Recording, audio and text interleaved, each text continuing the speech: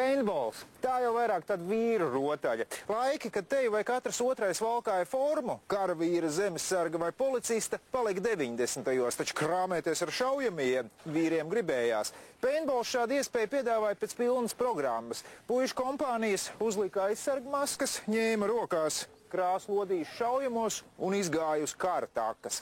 Aci pret aci, stobru pret stobru. Kurš izmanīgāks un veiklāks, tas izšauj pirmais. Kurš lempīgāks, tam jākar krāsu un viņš skaitās beigts.